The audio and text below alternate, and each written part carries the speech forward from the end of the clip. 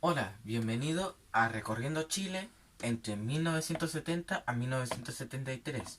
Para tener en cuenta esto, hay que trasladarnos al mundo. Y esto me refiero en que en este periodo hay una guerra fría. O sigue activa la guerra. ¿Y a qué me refiero guerra fría? Un conflicto que se encuentra entre Estados Unidos y la Unión Soviética. An- Antiguamente, en este periodo, el expresidente conocido como Richard Nixon,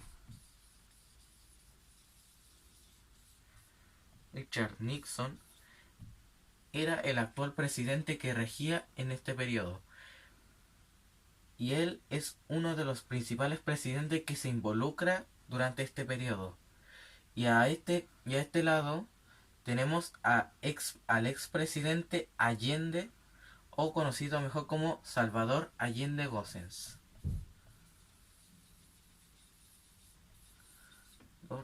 Allende Gossens. Pero ¿cómo afecta la Guerra Fría a Chile entre 1970 y 1973? Te invito a quedarte hasta el final del video para descubrir qué es lo que ocurrirá en este periodo. Bueno, antes de empezar hay que hablar un poco sobre quién fue Salvador Allende Gossens. Salvador Allende nace en 1908 hacia 1973. En esta fecha, más adelante explicaré qué es lo que ocurre aquí y cuál fue la causa de su muerte.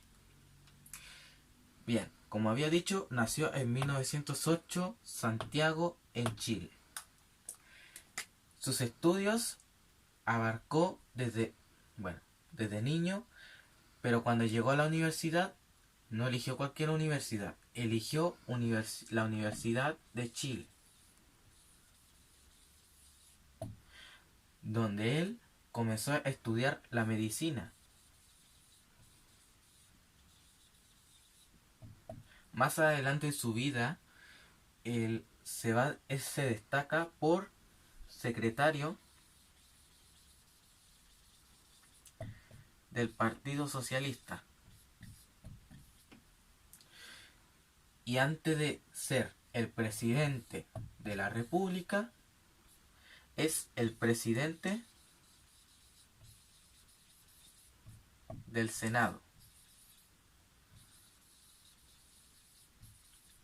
Teniendo en cuenta esto en mente, sobre nuestro personaje principal de entre 1970 a 1973, ya tenemos una idea más clara de quién fue él, y ahora más adelante explicaremos qué es lo que pasó en su gobierno.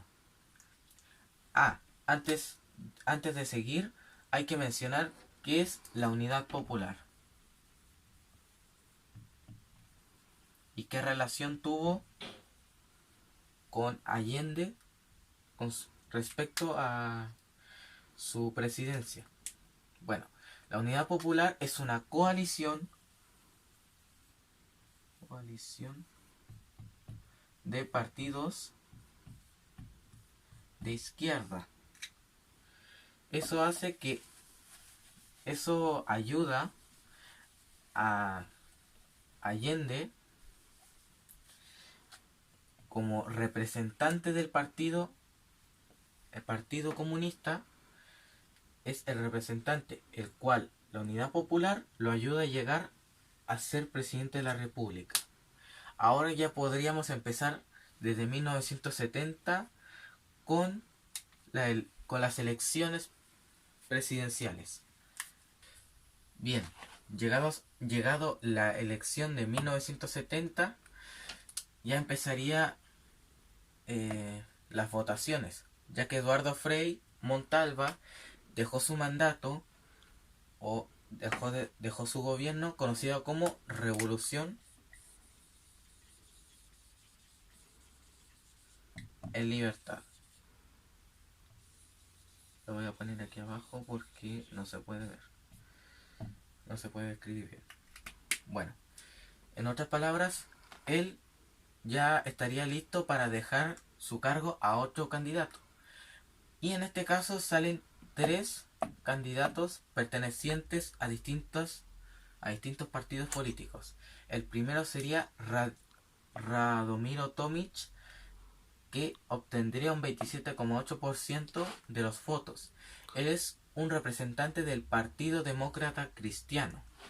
Jorge Alessandri tendría un 34,9%, ya que él pertenecía a los de derecha. Y Allende, obteniendo más de 40.000 votos que su oponente, obtuvo un 36,3% de los votos. Y como ya sabemos, él es perteneciente a partidos de la izquierda. Pero en este contexto ocurre un suceso inesperado. René Schneider, un comandante en jefe del ejército chileno, es asesinado por un intento de secuestro. Lo que sucede es que si él era secuestrado, habría una intervención militar, lo que haría que el Congreso cerrara y Allende no podría ser presidente. Pero quien lo asesinó fueron los terroristas por parte de la derecha, ya que la derecha no quería que Allende estuviese al poder, porque estamos hablando de Guerra Fría y el comunismo no puede ganar. Pero lamentablemente 3 semanas después, o no sé, creo que fueron más, Allende es ratificado en el Congreso como presidente de la República.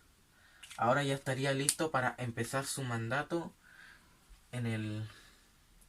al gobierno de presidente de la República.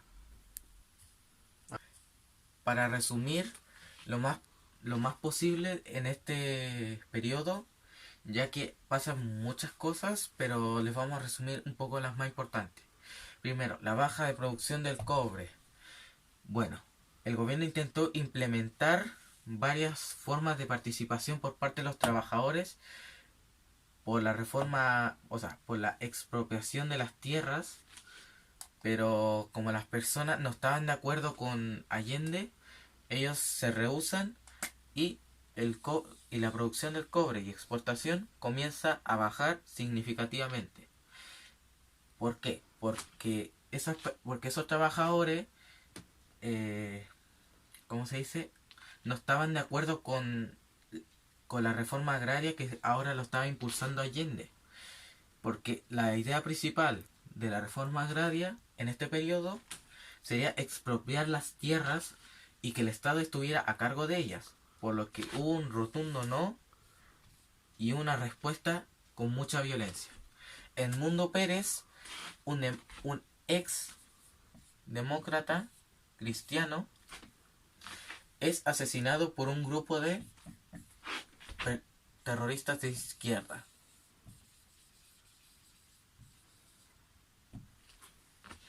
Finalmente, terminando el año, llegaría el dictador cubano Fidel Castro, el cual pisa suelo chileno en Antofagasta y se quedaría en 3 semanas aquí en Chile.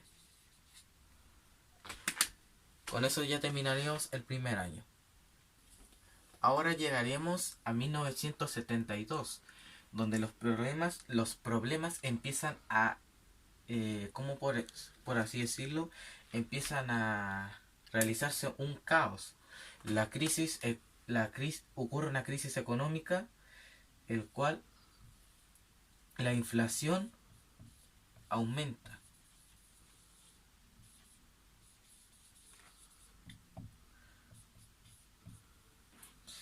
Y en ese tiempo conoceremos lo que se dice el paro de camioneros, que fue como un movimiento realizado por la gente para oponerse al gobierno de Allende o gobierno de la UP, como quieran decirle. Hay documentales que dicen que la CIA, que fue más que nada enviada por Richard Nixon, a financiar este paro de camioneros y otros sucesos para poner en jaque al gobierno. También en este tiempo la polarización política aumenta. ¿Pero qué es la polarización política? La polarización política son peleas de dos bandos donde en este caso izquierdas, los que pertenecían a partidos de izquierdas, peleaban para hacer entender que Allende estaba haciendo lo correcto. Pero en cambio, por otro lado, los derechistas querían que Allende dejara el poder a como dé lugar. Aquí hay una estadística sobre la economía chilena. ¿Qué es lo que pasó? En 1970 comienza como a subir. Y cuando llega 1971, con con la producción del cobre, al principio sube, pero después empieza a bajar significativamente hasta 1973, donde estaría un suceso el cual marcaría la historia de los chilenos para siempre. ¿Pero qué suceso es este? Ahora nos dirigiríamos a ese año para explicar qué es lo que pasó. Ok, llegaríamos al último periodo conocido como 1973, donde aquí las cosas ya están muy críticas, la economía cae, mucha violencia y la derecha está buscando sus últimos intentos para que Allende, Salvador Allende, se vaya del poder, lejos. Y se realizan elecciones para decidir si sigue o se va del poder. En este caso, él sigue todavía en el poder. La derecha, desesperada por sacarlo del poder, decide recurrir a un método conocido como insubordinación militar. Primeramente se conoce el tanquetazo, proceso que es un golpe fallido que ocurre el 29 de junio de 1973. Y el golpe militar, el golpe de Estado, ocurrirá el 11 de septiembre de ese mismo año. Pero el último que se suma a este golpe de Estado es Augusto Pinochet, el cual es reemplazado por Carlos Prat después de que Carlos Prat renunciara. Entonces, Allende, el 11 de septiembre, yendo a la Moneda, comenzaría lo que se conoce el golpe de Estado. La Moneda es bombardeada por las Fuerzas Armadas chilenas. Mucha gente murió, los militares tomaron todo el control. Entonces Salvador Allende decide hacer algo. Decide evacuar a todo empleado, personal, todo lo que hay en la Moneda, incluyendo su familia. Pero él se queda ahí y decide suicidarse. Por eso en la fecha de nacimiento, en 1908 y 1973, él termina muriendo. Y bueno, después se realizaría una junta militar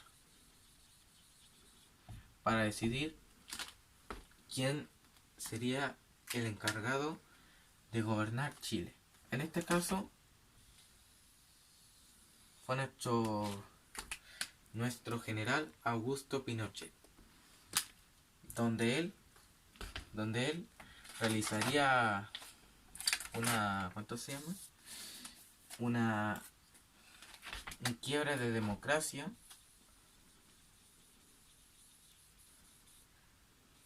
y la libertad de expresión desaparece, viviendo un estado de terror.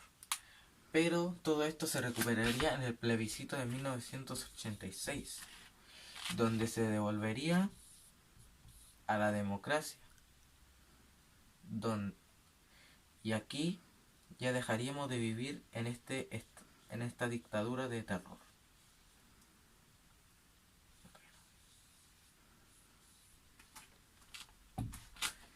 Por lo que como había dicho, la democracia volvería en 1986.